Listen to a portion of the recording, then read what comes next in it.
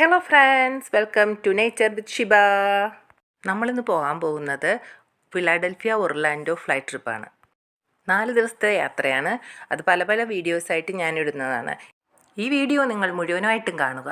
ഞങ്ങൾ car പാർക്കിങ്ങിലെത്തി, car park ചെയ്ത് shuttle സർവീസിൽ കയറി ഞങ്ങൾ എയർപോർട്ടിൽ എത്തി. ഞങ്ങൾ എയർപോർട്ടിൽ നേരത്തെ തന്നെ എത്തിയിരുന്നു.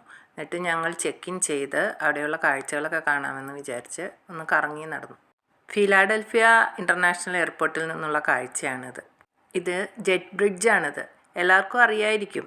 നമ്മൾ എയർപോർട്ടിൽ നിന്നും എയർപ്ലെയിനിലോട്ട് കയറുന്ന ഒരു സംഭവമാണിത്. മഞ്ഞും മഴയും വെയിലും ഒന്നും കൊള്ളാതെ നമ്മൾക്ക് എയർപ്ലെയിനിലോട്ട് കയറിപ്പോകാൻ പറ്റും. ഇവിടെ പല ടൈപ്സ് ഓഫ് ഫ്ലൈറ്റ്സ് ഉണ്ട്. Domestic, international and connecting flights. Regional flights ഉണ്ട്. അത് ഷോർട്ട് ഡിസ്റ്റൻസിന് വേണ്ടിയിട്ടുള്ളതാണ്. എത്ര ഫ്ലൈറ്റിൽ കയറി യാത്ര ചെയ്തു എന്ന് പറഞ്ഞാൽ നമ്മൾ പ്ലെയിൻ കാണുമ്പോൾ ഒന്ന് നിന്ന് നോക്കും അല്ലേ. ഒന്ന് പുറത്തിറങ്ങിയാൽ ഒരു ഫ്ലൈറ്റ് അല്ലെങ്കിൽ കണ്ടു കഴിഞ്ഞിട്ടുണ്ടെങ്കിൽ നമ്മൾ പറയും, ഇത് പ്ലെയിൻ എന്ന് പറയില്ലേ. നിങ്ങളെത്ര പേര് അങ്ങനെ പറയാറുണ്ട്? ചെറിയ കുട്ടികൾ തൊട്ട് വലിയ ആളുകൾ വരെ അങ്ങനെ പറയാറുണ്ടെന്നാണ് എനിക്ക് തോന്നുന്നത്. അത് കഴിഞ്ഞ് ഞങ്ങൾ ലോഞ്ചിലോട്ട് കയറി.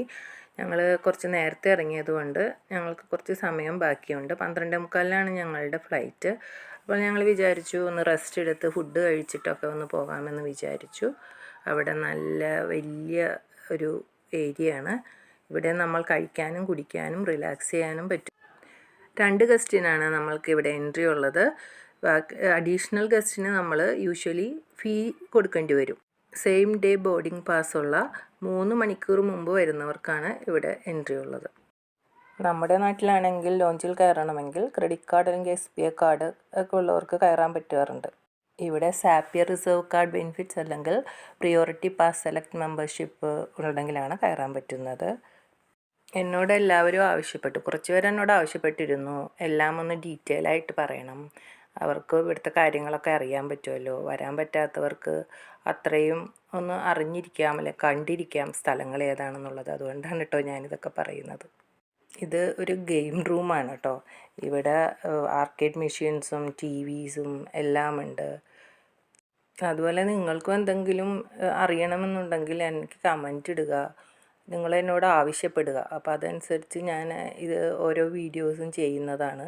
നിങ്ങൾക്ക് എന്തെങ്കിലും അറിയണമെന്നുണ്ടോ എന്ന് നിങ്ങളെന്നോട് പറഞ്ഞാലല്ലേ എനിക്കറിയാൻ പറ്റുകയുള്ളൂ. അല്ലെങ്കിൽ എങ്ങനെ അറിയും ഞാൻ? അപ്പോൾ കമൻറ്റ് ബോക്സിൽ കമൻ്റ് ഇടുക.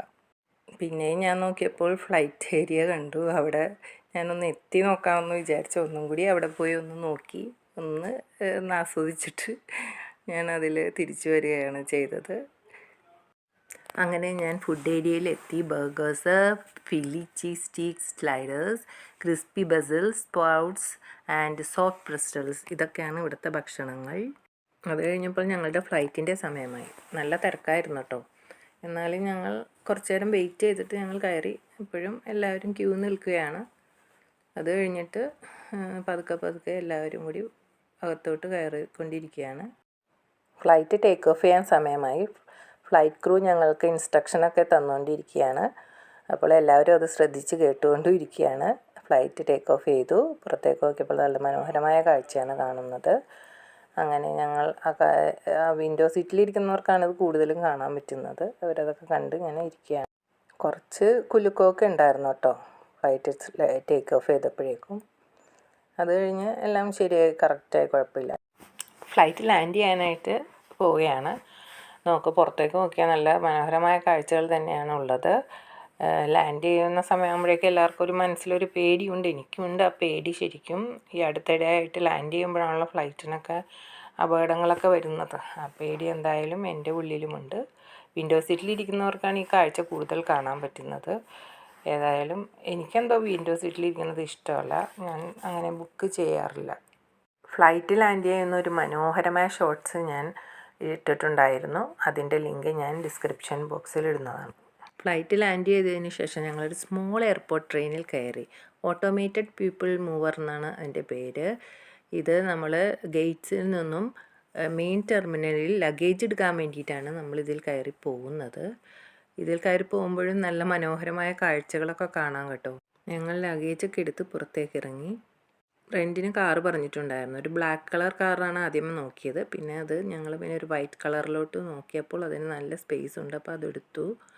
എന്നിട്ട് ഞങ്ങൾ ലഗേജൊക്കെ അതിൽ കയറ്റി. അത് കഴിഞ്ഞ് ഞങ്ങൾ പുറത്തുള്ള കാഴ്ചകളൊക്കെ നോക്കിയപ്പോൾ നല്ല പച്ചപ്പ്. ഞങ്ങൾ നല്ല തണുപ്പുള്ള സ്ഥലത്തു നിന്നാണ് കേട്ടോ വന്നിരിക്കുന്നത്. ജാക്കറ്റൊക്കെ ഇട്ടാണ് വന്നത്. ഇവിടെ വന്നപ്പോൾ ജാക്കറ്റൊക്കെ ഞങ്ങൾ ഊരി അങ്ങോട്ട് മാറ്റി. അത്ര നല്ല ചൂടുണ്ട് പുറത്തോട്ട് ഇറങ്ങിയപ്പോഴേക്കും. ഞങ്ങൾ താമസിക്കുന്ന സ്ഥലത്തേക്ക് ഇവിടെ നിന്നൊരു 35 മിനിറ്റ് ഡ്രൈവ് ഉണ്ട്. അപ്പോൾ ഞങ്ങൾ പല വിധത്തിലുള്ള കാഴ്ചകളൊക്കെ കണ്ട് പോയി. അപ്പോൾ നോക്കിയപ്പോഴുണ്ട് ഞങ്ങൾക്ക് സ്ഥലം തെറ്റിപ്പോയതാണെന്നും പോലും ഓർത്തുപോയി. ഗൾഫ് പോലെ ഇരിക്കുന്നു. ഈന്തപ്പനകളാണ് നിറച്ചും. അമേരിക്കയിലെ ഗൾഫാണ് ഇതെന്ന് എല്ലാവരും പറയുന്നുണ്ട്. നല്ല ചൂടുമുണ്ട് ഇവിടെ. നല്ല വെയിലും ചൂടും എല്ലാമുള്ളൊരു സ്ഥലം തന്നെയാണ്. നല്ല മനോഹരമായ കാഴ്ച തന്നെയായിരുന്നു. നല്ല പച്ചപ്പുണ്ട്. ഞങ്ങൾ സ്നോയിൽ നിന്നാണ് വരുന്നത്. അപ്പോൾ ഇവിടെ നല്ല പച്ചപ്പിലോട്ട് നോക്കിയിട്ട് നല്ല മനോഹരമായിട്ട് തന്നെ ഇരിക്കുന്നുണ്ട്.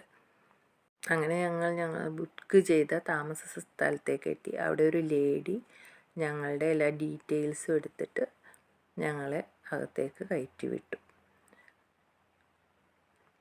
ഇതൊരു ടൗൺ ഹോമാണ്. ഇത് റീഗൽ ഓക്സ് ടൗൺ ഹോംസ് എന്നാണ് ഇത് പറയുന്നത്. ഇതിവിടെ ഒരു 600 ടൗൺ ഹോംസ് എങ്കിലുമുണ്ട്. ഇവിടെ 2 to 4 ബെഡ്റൂംസ് ഉള്ള ഹോമുകളൊക്കെ നമ്മൾക്ക് കിട്ടും. ഇവിടെ നമ്മൾക്ക് കിച്ചൺ ആൻഡ് ലോണ്ട്രി ഫെസിലിറ്റീസ് എല്ലാം അതിൻ്റെ അകത്ത് തന്നെ ഉണ്ട്. ഇത് ഫാമിലി ഫ്രണ്ട്ലി ആണ്. പിന്നെ ലഗൂൺ സ്റ്റൈൽ പൂൾസ് ഉണ്ട്. ഗെയിംസിനുള്ള സൗകര്യങ്ങളും മോഡേൺ ഫിറ്റ്നസ് സെൻറ്ററും ഒക്കെ ഉണ്ട് ഇവിടെ. ഞങ്ങൾ ബുക്ക് ചെയ്തിരിക്കുന്ന ടൗൺ ഹോമിൽ എത്താനായിട്ട് കുറച്ച് ദൂരം കാറിൽ ഉള്ളിലേക്ക് തന്നെ സഞ്ചരിക്കേണ്ടി വന്നു. അപ്പോൾ ഞങ്ങൾ അവിടെ എത്തുന്നതിനായിട്ട് കുറച്ച് സമയം എടുത്തു എന്ന് പറയാം. എന്നാലും അധികം സമയമില്ല. നടന്നു പോകാൻ പറ്റുന്ന ദൂരം തന്നെയുള്ളൂ. അങ്ങനെ ഞങ്ങൾ ഞങ്ങളുടെ ടൗൺ ഹോമിൽ എത്തിക്കൊണ്ടിരിക്കുകയാണ്. ഇവിടെ നല്ല ഫ്രഷായിട്ടും നല്ല എയർ ഒക്കെ കിട്ടുന്നൊരു സ്ഥലം തന്നെയാണ്. അങ്ങനെ അറ്റ് ലാസ്റ്റ് ഞങ്ങൾ ഞങ്ങളുടെ ടൗൺ ഹോമിലെത്തി. 2 ബെഡ്റൂമുള്ള ഹോം ഇതാണ് എടുത്തിരിക്കുന്നത്. നോക്കിയേ, ഇത് സിറ്റിംഗ് റൂം, കിച്ചൺ എല്ലാമുണ്ട്. ഞങ്ങൾക്ക് 4 പേർക്ക് താമസിക്കാനായിട്ട് വളരെ സൗകര്യമുണ്ട്. പുറത്തെ ബാക്ക് യാർഡാണിത്. ഒന്ന് നോക്കിയേ, ഇതെന്താണെന്ന് നോക്കിയേ. ഒരു വാം വാട്ടർ തിളച്ച് പൊങ്ങുന്ന പോലെ ഉള്ള ഒരു വാം വാട്ടറുള്ള സ്ഥലമാണ് ഇത്. നമ്മൾ പുറത്തു പോയി നടന്ന് ആവശ്യമായിട്ട് വരുമ്പോൾ ഇതിൻ്റെ ഉള്ളിൽ കയറി കിടന്ന് നമ്മുടെ മേലുവേദനയും ഒരുവിധപ്പെട്ടുള്ള അസുഖങ്ങളൊക്കെ മാറും. ഇതെന്താണെന്നൊന്ന് നിങ്ങൾക്ക് കമൻറ്റ് ചെയ്യാമോ? ഇതിൻ്റെ പേരൊന്ന് പറയാമോ? അപ്പോൾ അടുത്ത വീഡിയോയിൽ കാണാം. Like, share, subscribe.